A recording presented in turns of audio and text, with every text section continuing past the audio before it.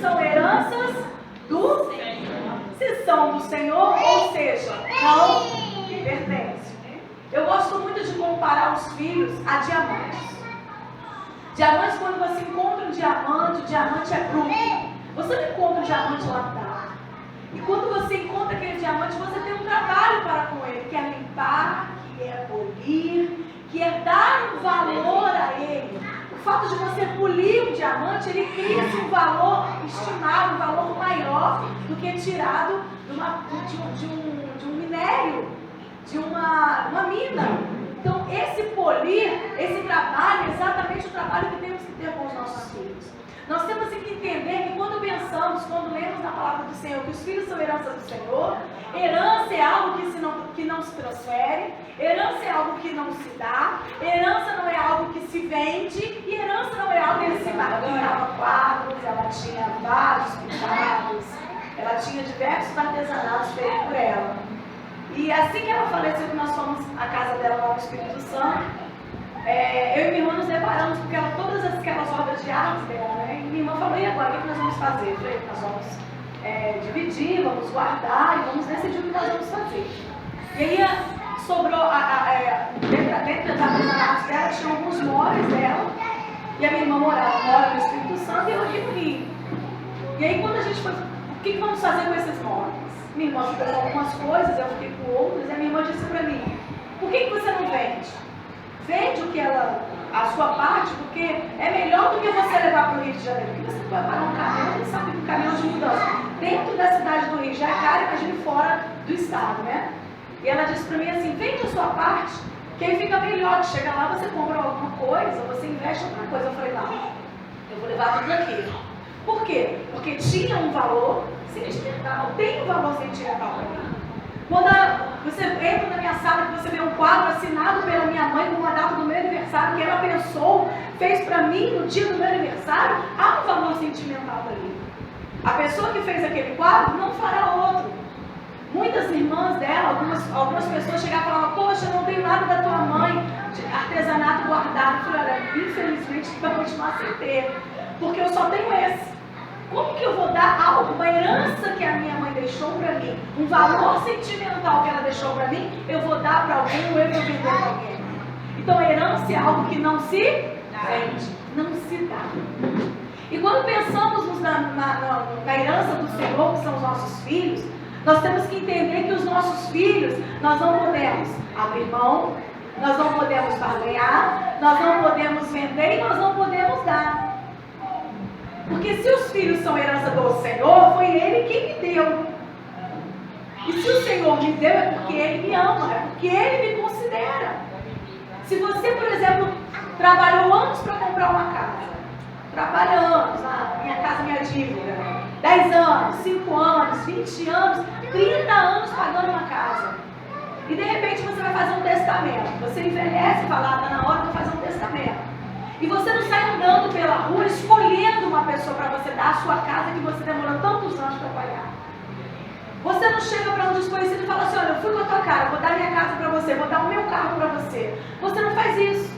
Quando nós construímos uma casa, quando compramos uma casa, o pai normalmente ele não pensa no seu conforto, ele pensa no conforto de quem? Dos filhos.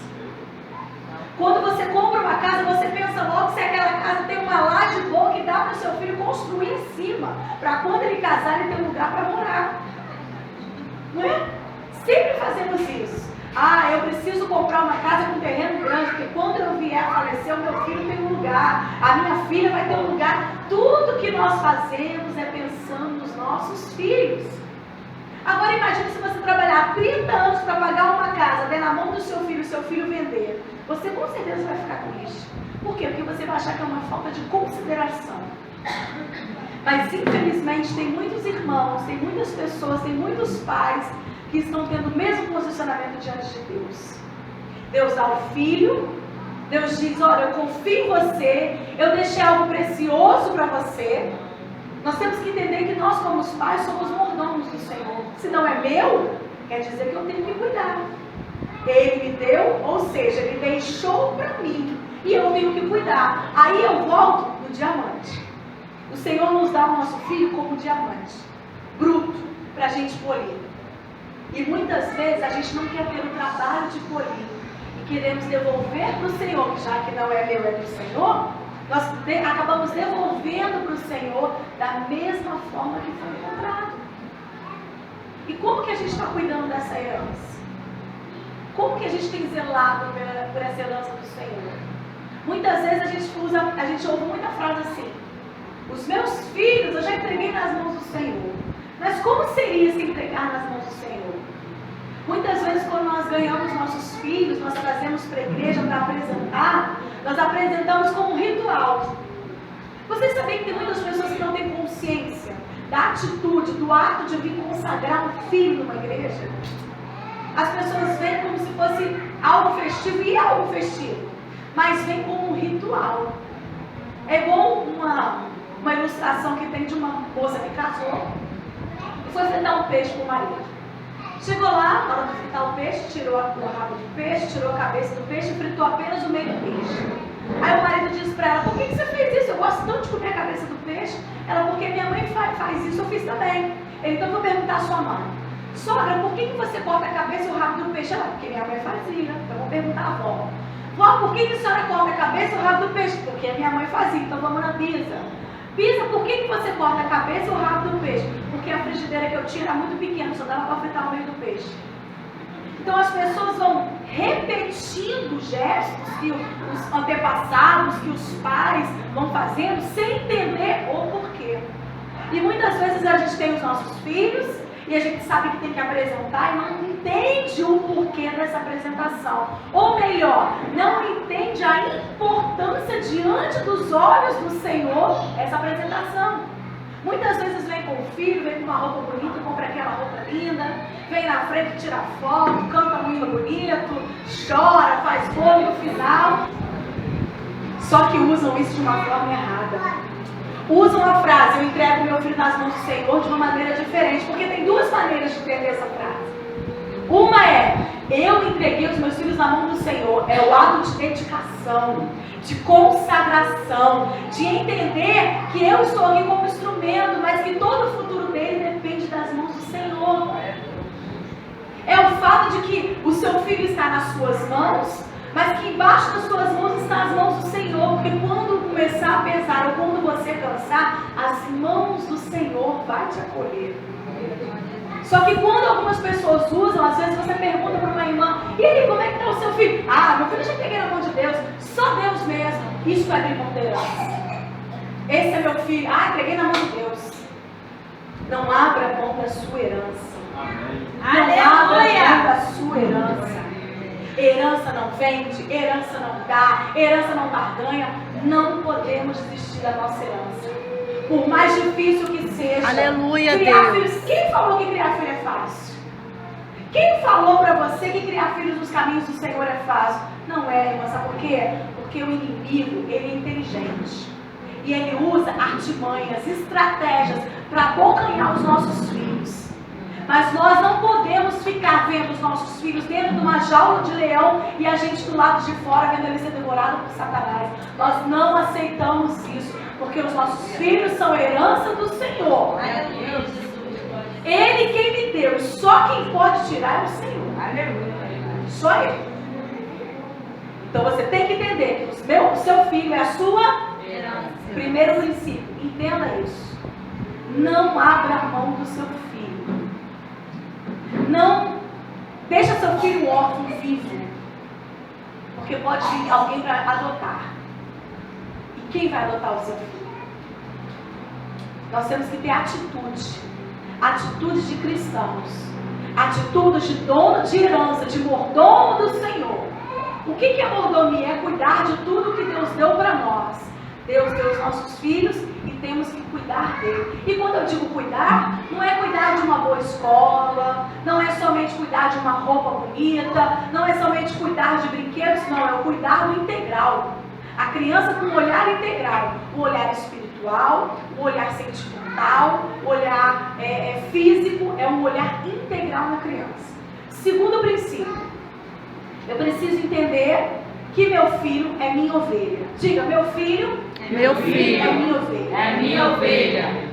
Nós temos que ser os primeiros pastores dos nossos filhos. E João 21,15 diz assim, Jesus diz para Pedro, tu me amas? Sim, tu sabe que te amo. Apacente os meus cordeiros. Antes de Jesus mandar pastorear as ovelhas, o Senhor manda que ele apacente os cordeiros. Por que isso? Cordeiros são filhos das ovelhas. Quando nós cuidamos das crianças, como eu volto a dizer, de uma forma integral, nós estamos cuidando de um futuro, de uma igreja saudável, de uma vida saudável espiritualmente e emocionalmente. Nós temos que para que o meu filho, seja a idade que for, ter uma vida espiritual saudável, depende do que eu der a ele para comer, espiritualmente falando. Eu preciso entender que eu tenho que tomar postura de pastor, pastora do meu filho. Você fica feliz quando o seu filho está com algum problema, alguma dificuldade e ele procura uma outra pessoa de fora? Você fica feliz quando você é a última a saber do que está acontecendo com o seu filho?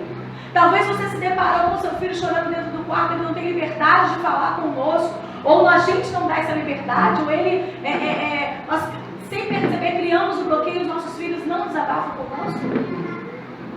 Não podemos. Nós temos que ser pastores dos nossos filhos.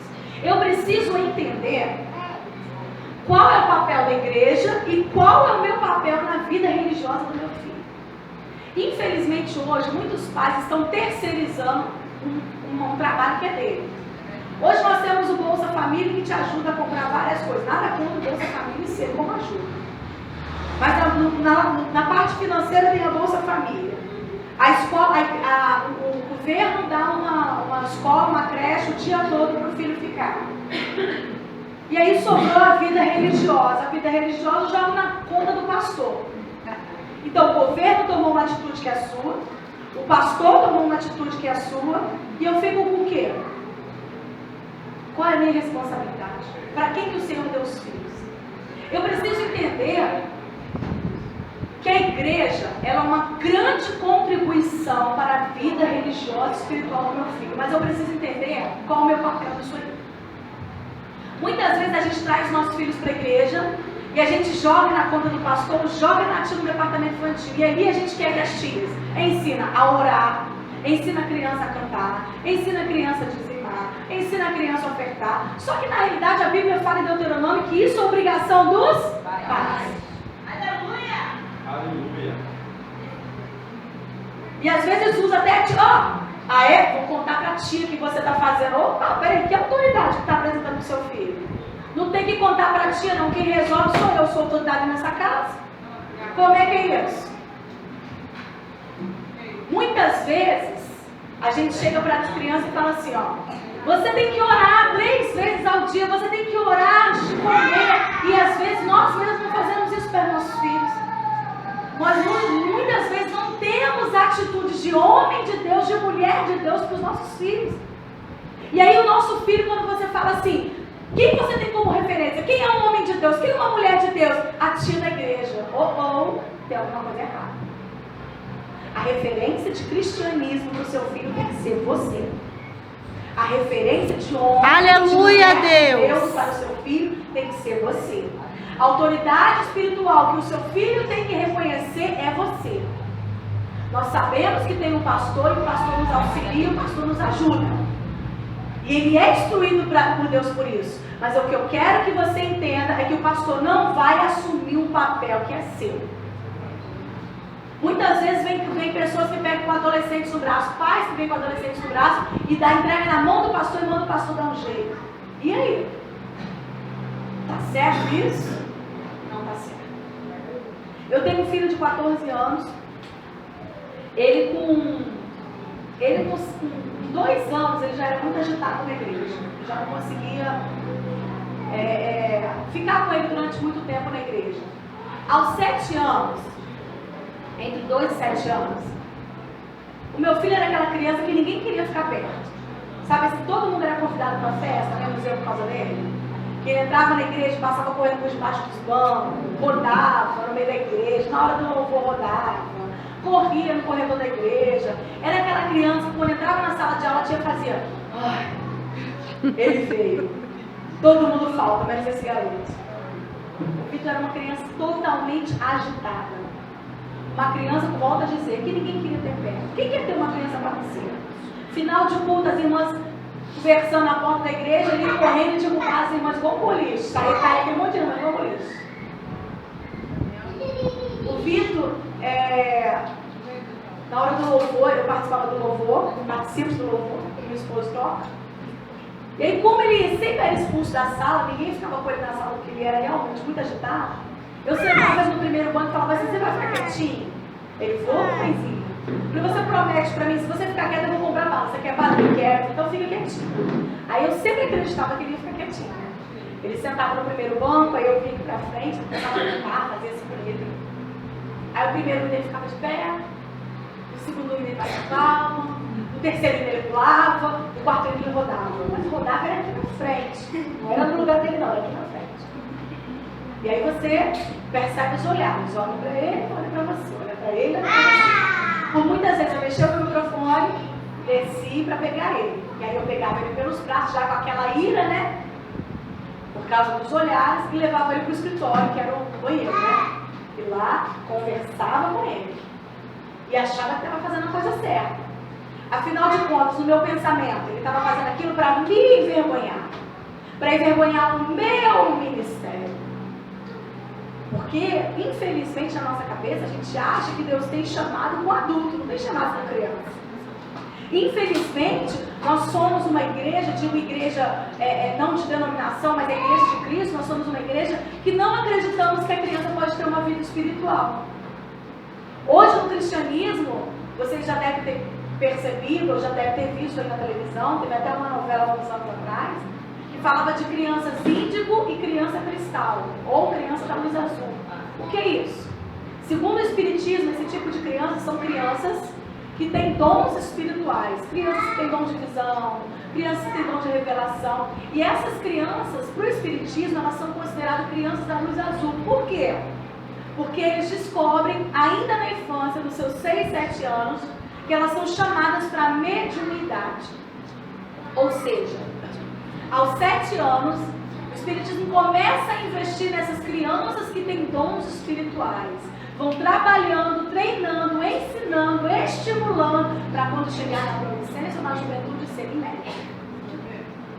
E aí, nós, crente, super crente, quando uma criança chega pra gente e fala assim, eu não quero ficar aqui, tá muito escuro. Eu não quero, eu tô vendo uma para de bobeira, não tem nada aqui. Às vezes a criança agitada e a gente não consegue olhar com um olhar espiritual. É mais fácil criar um rótulo de algo chamado hiperativo. É a doença da moda, hiperativo. A criança totalmente agitada, ele é hiperativo. A criança sem limite nenhum é hiperativa. É mais fácil. É mais fácil. E o meu filho totalmente agitado, eu levei um psicólogo, eu levei um neuro. Afinal de contas, ele tinha que ser hiperativo. Parecia que eu queria ouvir do médico que ele tinha alguma coisa. Porque se eu ouvisse do médico, quando alguém falasse para mim alguma coisa que me machucasse, que me ofendesse, ou algum olhar que eu me machucasse pelo fato de ele ser agitado, eu teria um argumento. Ele é hiperativo, ele é autista. Algum argumento eu iria ter. E aqueles olhares iriam acabar. Até que um dia o Vitor estava no andar de cima da nossa igreja, que é a escola militar. E aí a professora desceu e falou para mim assim, Flávia, conversa com o Vitor. Eu falei, por quê? Porque o Vitor está falando sozinho.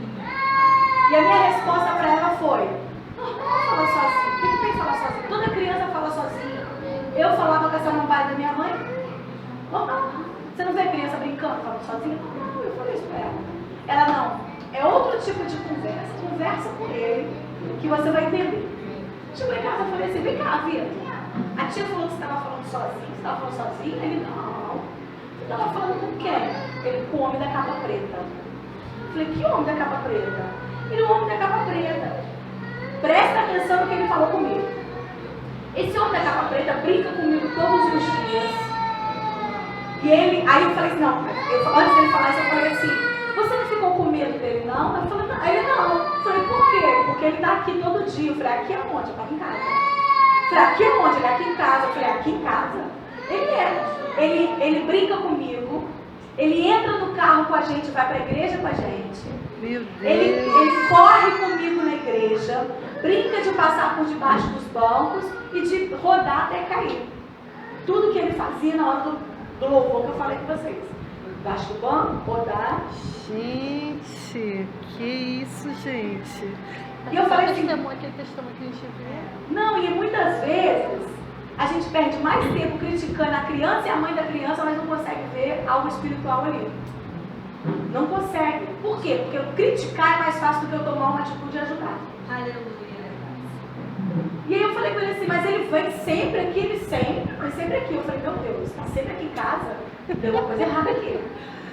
Gente. Um dia nós estávamos na igreja e eu fiquei preocupada. Por quê? Porque eu já tinha sonhado dele caindo, morando no terceiro andar, eu já tinha sonhado dele cair no terceiro andar. Só que eu achava que era cair físico mesmo, então eu ficava na minha casa toda trancada com medo dele cair.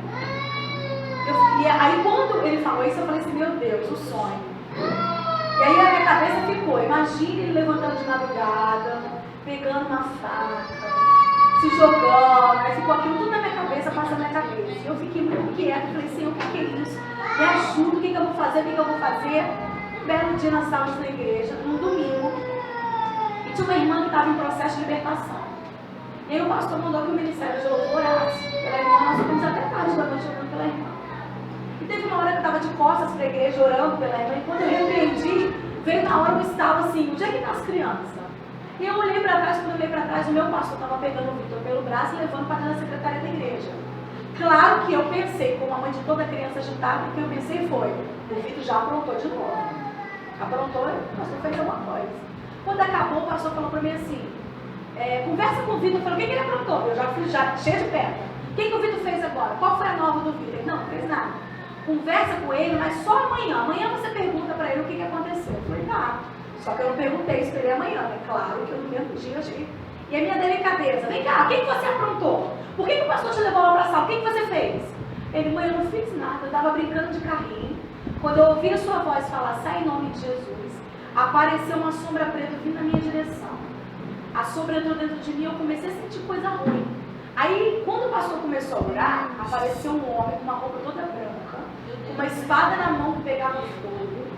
O homem de branco parou na minha frente, enfiou a mão dentro de mim, tirou a sombra preta pelo pescoço, a sombra saiu correndo e o homem com a espada de fogo entrou dentro de mim. Eu comecei a sentir coisa boa de novo. Me disse uma criança de 7 anos ia inventar uma coisa com tantos detalhes. E eu falei assim, meu Deus, eu vi que é guerra espiritual, é batalha. É batalha. Sem falar de uma vez que nós estávamos na igreja. Meu filho era tão agitado, irmãos, que eu falei com meu marido assim, eu já tinha vergonha de sair com ele. E eu falei com meu marido assim, vamos fazer o seguinte, já que todo culto é aquela agitação toda, uma vez, irmão, a nossa igreja era assim, igual aqui, com a avenida na frente.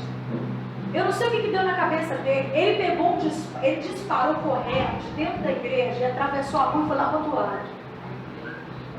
Deus é tão gentil que o sinal estava fechado.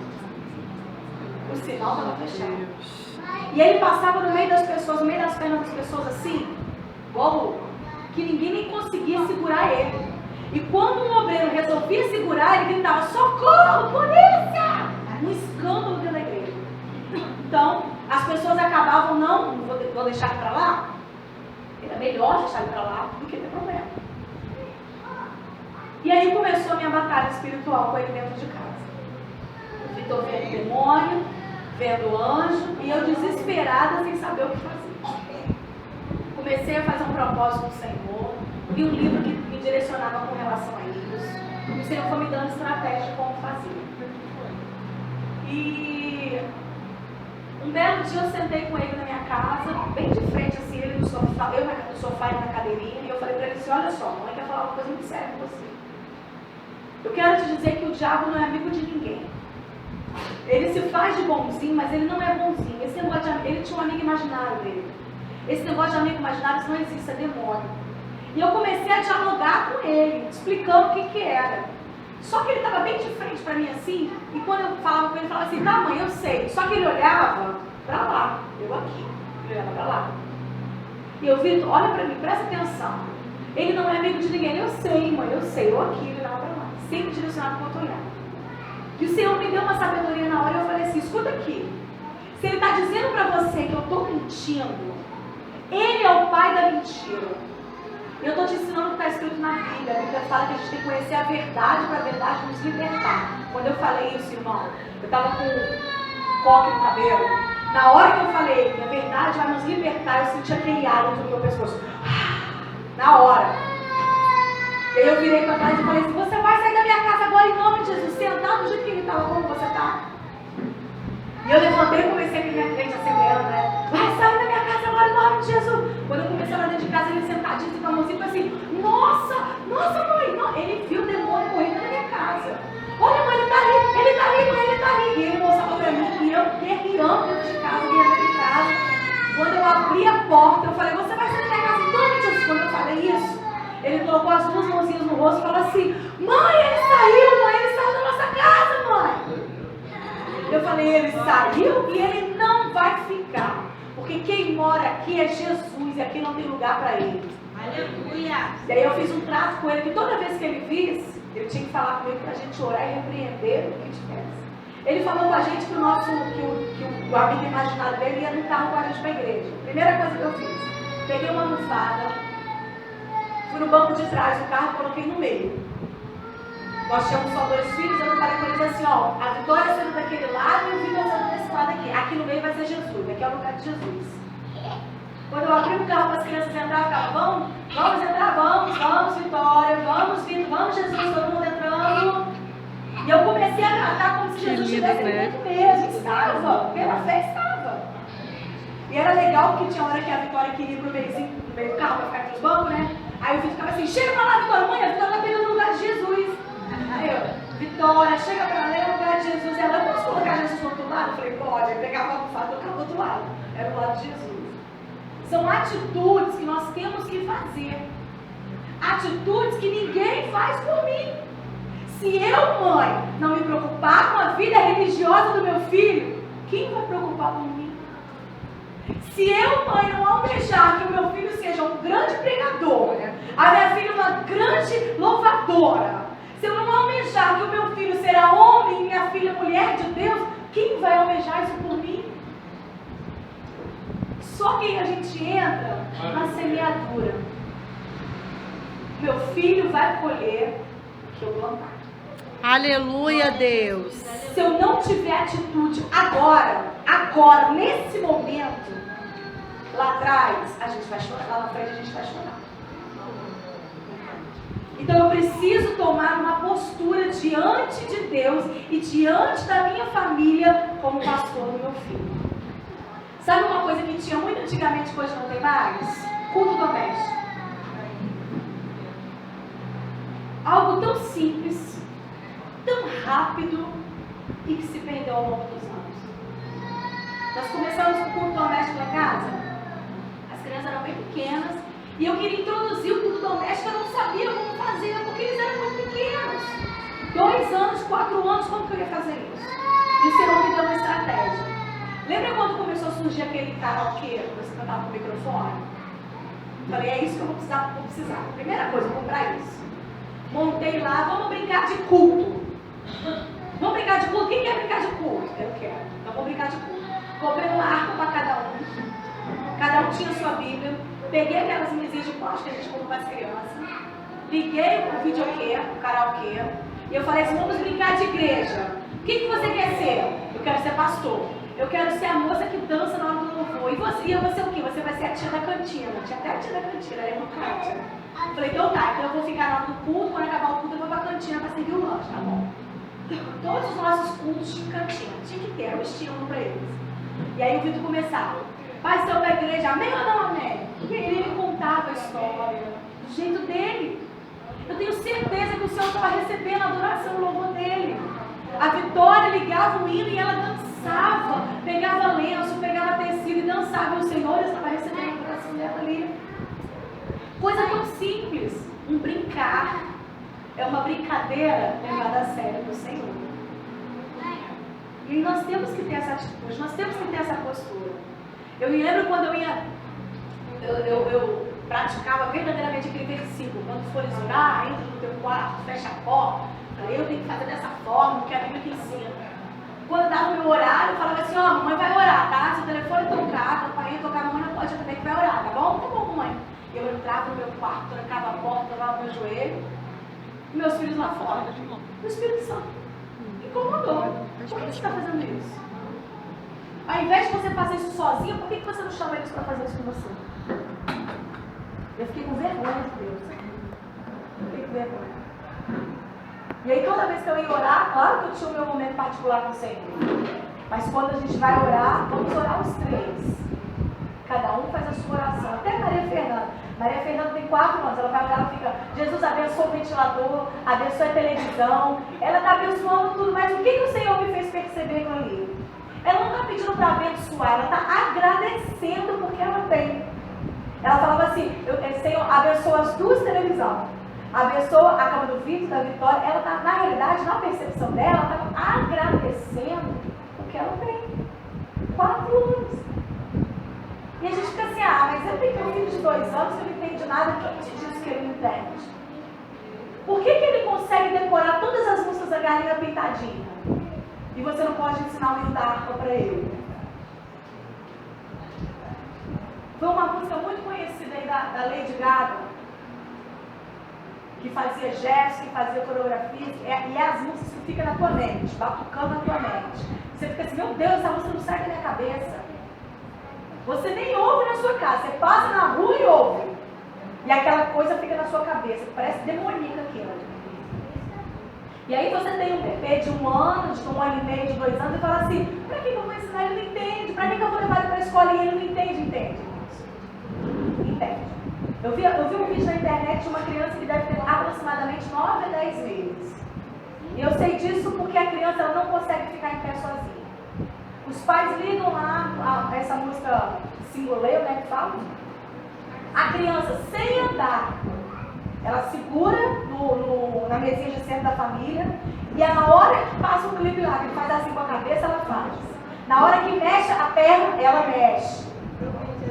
Você já viu esse vídeo? Faz igualzinho. Tem um momento que a criança, que aqui no vídeo, mostra que a pessoa usa a mão. Ela, como ela não consegue ficar em pé sozinha, ela fica ajoelhada e faz assim com a mão. E você me dizer com a criança não entende? O tempo que a gente está perdendo de investimento na criança, no reino espiritual, na vida da criança, o diabo está aproveitando. Está aproveitando.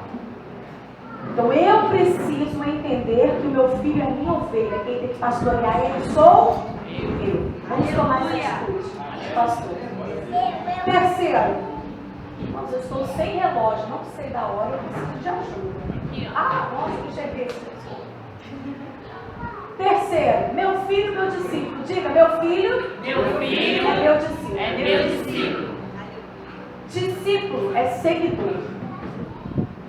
Se você quer que o seu filho seja um homem de Deus, primeiro tem que ser um homem de Deus, uma mulher de Deus. Os filhos, eles nos têm como espelho. Eles olham para nós e falam assim: eu quero ser como meu pai. Eu quero ser igual a minha mãe. Vitor, o que você quer ser quando crescer? Eu quero trabalhar numa empresa distribuidora de peças de carro. Ele não tem noção do que é, mas ele quer trabalhar lá porque o pai trabalha. Hoje não, hoje ele já escolheu a profissão dele. Mas lá, quando menor, fala isso. Vitória, o que você quer ser? Professora. Porque a mãe é professora. Agora, quando os filhos almejam ser igual a uma outra pessoa ou outra, eu tenho que me preocupar. Na cabeça dos filhos, e deve ser assim, a mãe é a mulher mais bonita da face da terra. O pai é o homem mais honrado da face da terra. É o trabalhador, é quem ele quer ser quando crescer. E aí a gente tem que examinar a nossa postura diante dos nossos filhos. Será que a gente ensina para o nosso filho que mentir é pecado? Mas quando alguém liga, ou até mesmo um cobrador liga, ele atende o telefone e fala que eu não estou, fala que eu não estou. Será que quando a gente entra no hortifruti no mercado, a gente pega uma uva e come? Lamento te dizer, isso é roubo, porque você não pagou por essa uva. Salvo quando tem aquele potinho de degustação, né? Porque na cabeça da criança, qual a diferença da uva para o biscoito? Nenhuma. Até porque não existe pecado, pecadinho e pecadão, né? Tem até um corinho muito antigo, pecado, pecadinho, pecadão. Isso não. Essa música ela ensina, ó. Só que em cursos de Ministério Infantil atual, nós somos orientados a não cantar mais esse hino, porque não existe tamanho de pecado. Então, na cabeça da criança, não tem diferença nenhuma entre uma uva e um biscoito. Nenhuma. Só que as nossas atitudes vão refletir nos nossos filhos. Vocês conhecem a passagem de Acã, né? Pecado de Acã. Acã roubou, fez totalmente contra o que Deus havia falado. Escondeu o ouro dentro da barraca. E quando o Senhor mostrou, quando descobriram que era ele, morreu só ele? Foi toda a família. Ou seja, uma atitude errada do pai respinga em toda a família. Qual é a atitude que eu estou tendo? Sem perceber, muitas vezes a gente ensina os nossos filhos a mentir, sabia? Por exemplo, Facebook. Até alguns anos atrás, Facebook era só para quem tinha 18 anos. Certo? Eu quero ter um Facebook, vou contar a minha experiência, cara. Eu quero ter um Facebook, porque todos os meus amigos têm um Facebook, só eu que não tenho Facebook. Aí a resposta da mamãe, né? Eu não sou mãe de todos os seus amigos, sou sua mãe. Mas eu só quero Facebook para jogar, tem um joguinho que é legal, e eu não posso porque eu tenho Facebook. Eu falei, então tá, você quer um Facebook? Quero, então vamos fazer. Vamos lá, então Facebook. E sentei na frente do computador para ele, vamos lá. Nome, ele falou, Vitor Guilherme de Oliveira. Fui todos os dados do Facebook, ele todo empolgado, respondendo. Quando a gente preencheu o cadastro todinho lá embaixo, estava assim, ó. Nas minhas palavras, que o Facebook só poderia ter para maiores de 18 anos. Se você tem 18 anos, clique aqui. Aí eu olhei para ele e falei, quantos anos você tem? Ele falou 10. Eu falei, então você tem que esperar 8 anos. Eu desliguei. Simples assim. Fala para mim qual a diferença de você mentir para o Facebook para fazer uma rede social e mentir para uma empresa, para um currículo, falando que você trabalhou numa empresa que não existiu. Vocês sabem que tem gente que faz isso. Coloca o nome de empresa que já faliu, fingindo que trabalhou naquela empresa para aumentar o currículo. Eu não consigo ver diferença de uma para outra. Você consegue ver diferença? Será que esse aqui é mais leve e o outro mais pesado? Você precisa plantar na infância. Criança não é igreja de amanhã, criança é igreja de hoje. Eles são os líderes de amanhã. Mas a criança ela precisa de investimento em todas as áreas. Principalmente investimento de atenção. É o tempo com o seu filho. É o tempo para orar. Infelizmente tem gente que tem tempo para orar com todo mundo, pelas casas de todo mundo. Mas eu tenho um tempo para dobrar o joelho para o seu filho dentro de casa. Estão com uma babá dentro de casa chamada televisão. E ainda tem a coragem de falar assim, meu filho é uma bênção, nem parece que eu tenho um filho dentro de casa. Liga a televisão e fica lá o dia inteiro. O que seu filho está vendo? Você sabe? Às vezes liga a televisão, você vai fazendo suas afazeres de casa, a criança está quieta e vai ficando. A televisão pode ser uma bênção, mas ela pode ser uma maldição. A gente tem que saber usar. Se você não entender que o controle da televisão está na sua mão, você pode abrir a porta da capetolândia dentro da tua casa. Hoje, a gente sabe que o inimigo ele não brinca de ser inimigo, não. Ele vem e ele vem com a artilharia pesada. Vocês observam que o foco sempre são os mesmos, são as crianças. Ora a criança jogada pela janela, ora a criança abandonada, ora a criança com o saco jogado no rio. Agora tem esse Pokémon aí. Quantas crianças morrendo por causa do Pokémon? Vocês viram no Brasil, no Mato Grosso do Sul, uma criança morreu afogada porque ele foi tentar caçar Pokémon dentro do rio. E não sei se vocês sabem, o Pokémon, quanto maior o prédio, mais Pokémon tem. Quer falar? Pode falar. Pokémon é só num telefone. A palavra pode ser falada. Pokémon só no telefone. Baixar no telefone. Inclusive o Pokémon, ele foi feito pela mesma pessoa que criou o Google Maps. Ou seja, quando você baixa o Pokémon no seu celular, ele rastreia toda a sua casa. Isso é um perigo. Isso é um perigo. As pessoas não têm dimensão do que é isso. E aí deixam as crianças. Primeiro que criança tem que ter celular, me perdoa. Criança não tem que ter celular. Se seu filho fez 12 anos e está estudando longe, ok, tudo bem. Hoje crianças de 6 anos têm iPod, tu pode, nós podemos, vós podeis, mas a mãe não tem coragem de comprar uma Bíblia. Você pergunta a criança se tem Bíblia ou não tem Bíblia. O que a gente está dando de referência para a criança? Quais são as prioridades que a gente está dando para essa criança? Nós temos que prestar atenção. Como eu falei, o inimigo ele não está brincando. Através do celular, um pedófilo se aproxima. Isso, pesquisas mostram isso. Pesquisas mostram. Nós temos que estar atentos. Nós temos que fechar. A Bíblia fala que o diabo está ao derredor, procurando uma brecha para cá. Uma brecha. E nós, pais, não podemos abrir essa brecha para Satanás entrar. Às vezes a gente vem para a escola dominical e quando a professora pergunta: cadê seu filho? Ai, deixei em casa dormindo, ele já acorda cedo a semana toda. Como se estivesse fazendo uma coisa boa. Muitas vezes você marca um culto infantil e justamente no dia do culto infantil a mãe resolve levar a criança no McDonald's feliz. Quais são as prioridades do nosso filho? Muitas vezes a gente vem para a igreja e deixa eles abandonados, largados na rua. E volto a dizer, existem muitas crianças órfãos de pais vivos. E eu vou te dizer, tem muita gente querendo adotar.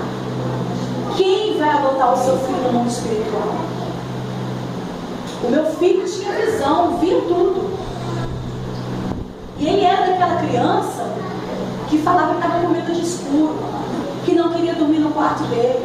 E eu, ignorante espiritualmente, achava que ele estava sendo usado pelo diabo para atrapalhar o meu casamento. Egoísmo. Egoísmo. Nós temos que olhar as crianças com o olhar de Jesus. A Bíblia diz que Jesus diz assim: aquele que recebe uma criança, a mim também recebe.